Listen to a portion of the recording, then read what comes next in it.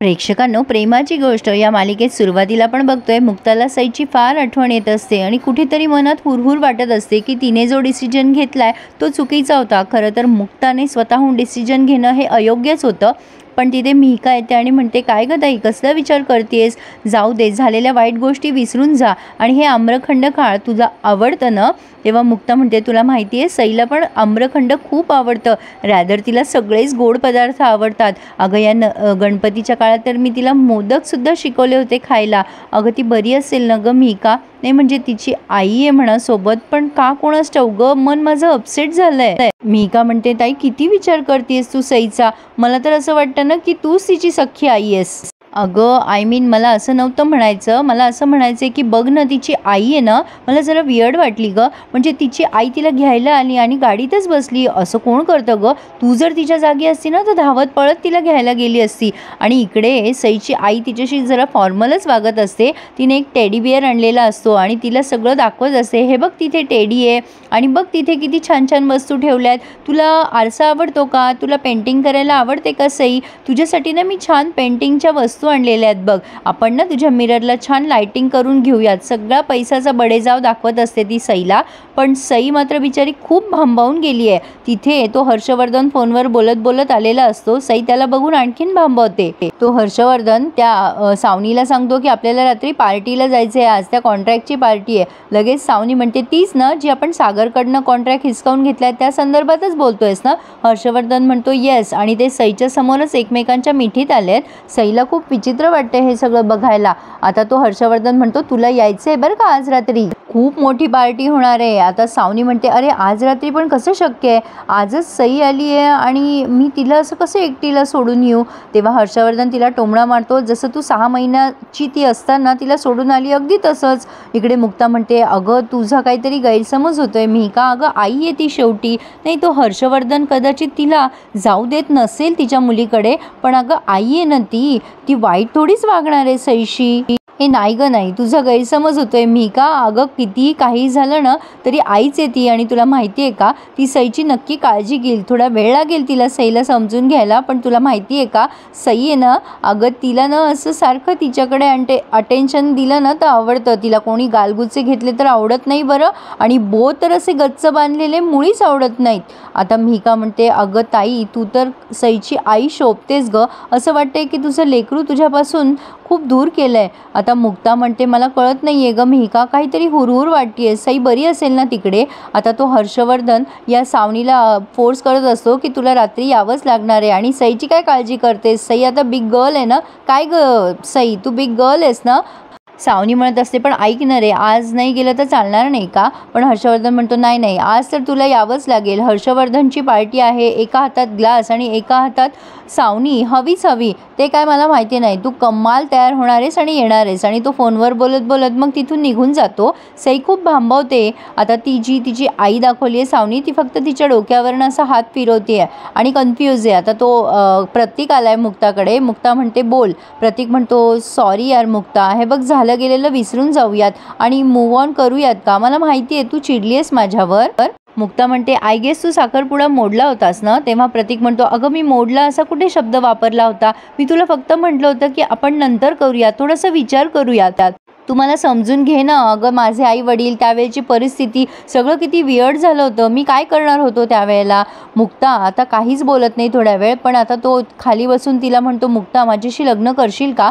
मुक्ताला प्रतीकचं वागणं खूप नाटकी वाटायला लागतंय। ती त्याला म्हणत असते की प्लीज तू उठून उभं राहा, मला हे ना अजिबात आवडत नाहीये प्रतीक। हे बघ जेव्हा माझ्यावर वेळ आली होती तेव्हा तू कुठे दडून बसला होतास रे? माझ्या आईवडिलांना जेलमध्ये नेण्यात आलं, त्यांच्यावर नाही ते आरोप करण्यात आले, मी जीवाच्या आकांताने हे सगळं खरं आहे ते सिद्ध करायचा प्रयत्न करत होते, तेव्हा तू माझ्या पाठीशी हवा होतास, पण त्यावेळेला तू कुठे होतास माहिती नाही। पण प्लीज हे बघ तू हा विचार सोडूनच दे लग्नाचा। पण प्रतीक तिला म्हणत असतो की तू खूप मोठी चूक करतेस मुक्ता, तुला कळतंय का तू काय बोलतेस ते? अगं मी तुझ्याशी बोलायचा प्रयत्न करतोय, तू बघ तरी ॲटलिस्ट माझ्याकडे। मुक्ता म्हणत असते, आय गेस तू आता बाहेर जावं हेच मला असं वाटतंय। आणि प्रतीकला तिने घराच्या बाहेरचा रस्ता दाखवलाय, ती दरवाजा उघडून बाहेर उभी असते, पण प्रतीक म्हणत असतो, मुक्ता तुला ऐकायचंच नाहीये का माझं? ठीक आहे मग तुझा हाच डिसिजन आहे असंच मी समजू का? आता तेवढ्यात तिकडनं सागर फोनवर बोलत बोलत येत असतो, माझी मुलगी मला मिळालीच पाहिजे एनी हाऊ। आणि तो प्रतीकला बघतो. आता तो प्रतीक चक्क सागरच्या जवळ जातो आणि त्याला म्हणतो, बघा ना सर, तुम्ही सांगितल्याप्रमाणे मी हिला मनवायला सुद्धा आलो होतो, पण ही आहे की ऐकायलाच तयार नाही आहे. मुक्ताला हे खूप वियर्ड वाटते की हे काय चाललं आहे म्हणून, पण तरी ती एक शब्दही बोलत नाही. प्रतीक म्हणत असतो की सर, तुमच्या सांगण्याप्रमाणे मी इथे आलो होतो हिच्याकडे, पण ही तयारच नाही आता माझ्याशी लग्नाला. सागर त्याला म्हणतो, अशा मुलीशी लग्न करू पण नको, त्यापेक्षा आयुष्यभर सिंगल राहा, तेच परवडेल तुला. काय आहे ना, अशा मुली कोणाच्याच होण्याच्या लायकीच्या नसतात आणि अशा मुलींनी सुद्धा सिंगलच राहावं, ज्यांना इतरांच्या भावनांची काही कदर नसते. आता हा टोमणा मारतोय सागर, पण आता मुक्ताला खूप वैतागल्यासारखी फिलिंग येते आणि ती दरवाजा लावून घेते. आणि मग हा प्रतीक म्हणत असतो, बघा ना सर, इतकं समजून सांगतोय पण ऐकतच नाहीये. आता तुमच्या सांगण्याप्रमाणे मी सगळं काही केलंय, पण ते प्लीज कॉन्ट्रॅक्टचं लक्षात ठेवा. सागर काही न बोलता तिथून निघून जातो. मुक्ता पोळ्या करत असते, पण सतत तिच्या डोक्यामध्ये सईचेच विचार घोळत असतात. ती आता सारखी सईचा विचार करते आणि तिला का जणू असं वाटतंय की सई कदाचित संकटात तर नसेल ना. माधवीताई तिथे येतात आणि मुक्ताला म्हणतात, अगं मुक्ता, अगं पोळी फाटते बाळा, अगं इतकी नको ताणूस की फाटून जाईल.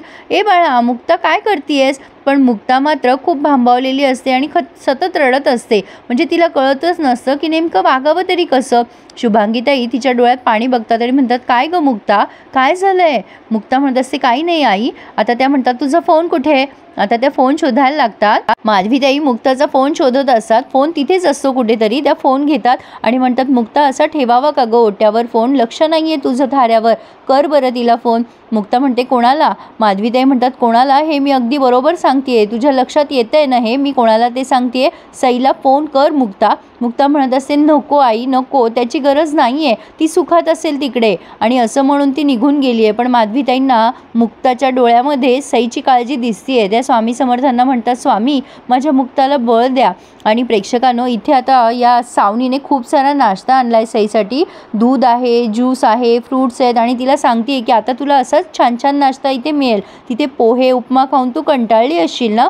तेवढ्यात हर्षवर्धन येतो आणि डाफरतो सावनीवर, तुला कळत कसं नाहीये, तू इथे बेबी सिटिंग करत बसली आहे, तिथे पार्टी आहे ना आपली. तेव्हा ही सावनी म्हणते, अरे असं काय करतोय, सई आजच आली आहे ना. तो हर्षवर्धन आता मेडला आवाज देतो, म्हणजे घरातल्या मावशींना, आणि म्हणतो, तुम्हाला इथे कशासाठी ठेवलंय, तुम्हाला इथे कशासाठी ठेवलंय? या मुलीला भरवा, तिला भूक लागली असेल, काय हवं नको ते द्या, पण तिच्याकडे नीट लक्ष द्या. सावनी म्हणत असते, अरे असं काय करतोय, ती पहिल्यांदा आली आहे ना, ती घाबरली असेल. हर्षवर्धन म्हणतो, तुला कळत नाहीये का, सध्याची प्रायोरिटी तुझी पार्टी आहे आणि तू आज कमाल दिसली पाहिजेस. आणि हर्षवर्धन तिथून निघून गेलाय. आणि आता ती त्या मेडला म्हणते की सांभाळा हं मावशी हिला, आणि मी सांगितले त्याप्रमाणे व्यवस्थित लक्ष द्या. त्या मावशी सईला आग्रह करत असतात, दूध घे, ज्यूस घे, पण सई सगळ्यालाच नाही म्हणून ओरडून उत्तर देत असते. सई आता सावनीचा पाठलाग करत तिच्या खोलीपर्यंत जाते. तर तिथे ती बघते की हा हर्षवर्धन सावनीचं खूप कौतुक करत असतो. तू कमाल दिसतेस आज, आज मात्र मजा येणार आहे. तुला माहिती आहे ना तू काय केलंयस आज? तू आज स्पेशल गेस्ट आहेस तिथे, अगदी डॅशिंग मम्मा म्हणून. सागरच्या तावडीतून तू सईला आणलाय सोडून, आता बघ तिथे सगळे तुझी किती वाहवा करतील. सावनी म्हणत असते, आय नो, आता खूप मजा येणार आहे.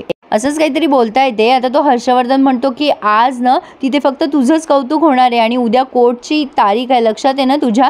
सईच्या कस्टडीबद्दल सुद्धा तिथे विषय निघणार आहे, तेव्हा सई आपल्याकडेच आली पाहिजे, म्हणजे तो सागर कोळी संपलाच म्हणून समज. आता या सईने हे सगळं ऐकलंय. हर्षवर्धन जे जे बोलत असतो त्या सावनीशी ते सगळं सईने ऐकलंय. हर्षवर्धन स्वतःच्या मनाशीच हसत असतो आणि म्हणत असतो, सागर कोळी माझ्याशी कॉम्पिटिशन करणार काय, संपला तू आता. आणि सईला त्या सावनीने तिथे बघितलंय, पण सावनी हर्षवर्धनला सांगत नाही. हर्षवर्धन म्हणतो, चल लवकर. सावनी म्हणते, तू हो पुढे, मी आलेच. पण सावनीच्या लक्षात आलंय की सईने बरंच काही ऐकलंय. आता हा मिहीर तयार झालाय त्या पार्टीत जाण्यासाठी जिथे सावनी आणि हर्षवर्धन जाणार आहे. सागर त्याला म्हणत असतो, काही गरज नाही आपण तिथे जायची, तिथे आपल्याला काही कॉन्ट्रॅक्ट मिळणार नाही आहे आता.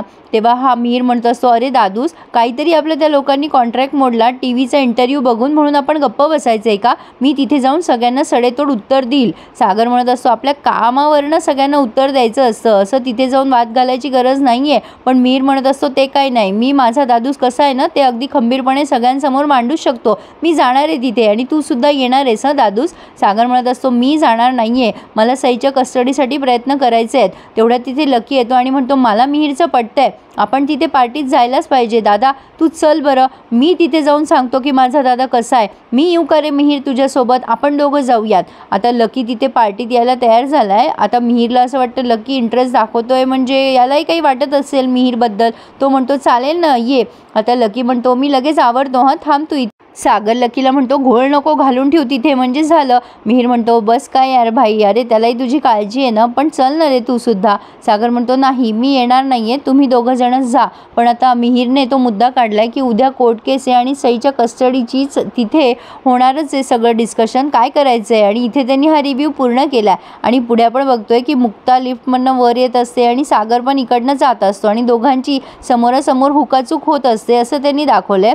शेवटी सागर पुढे निघून जातो आणि त्याच्या घरात वापस जातो आणि दरवाजा जोरात लावून घेतो आणि त्या आवाजामुळे मुक्ता मागे वळून बघते. आता हा प्रोमो कशासाठी दाखवलाय हे काही व्यवस्थित कळलं नाहीये मला, म्हणजे काहीतरी वेगळाच प्रोमो होता असं म्हणायला हरकत नाहीये. पण प्रेक्षकांनो मला असं वाटतंय की मुक्ताच कदाचित सागरची मदत करेल सईला परत आणण्यासाठी. आफ्टरऑल मुक्तानेच केलंय ना ते सगळं, त्यामुळे मुक्ताच निस्तरेल असं मला वाटतं. तुम्हाला काय वाटतं मला नक्की कळवा हं. आणि चॅनलला सबस्क्राईब करायला प्लीज विसरू नका. धन्यवाद.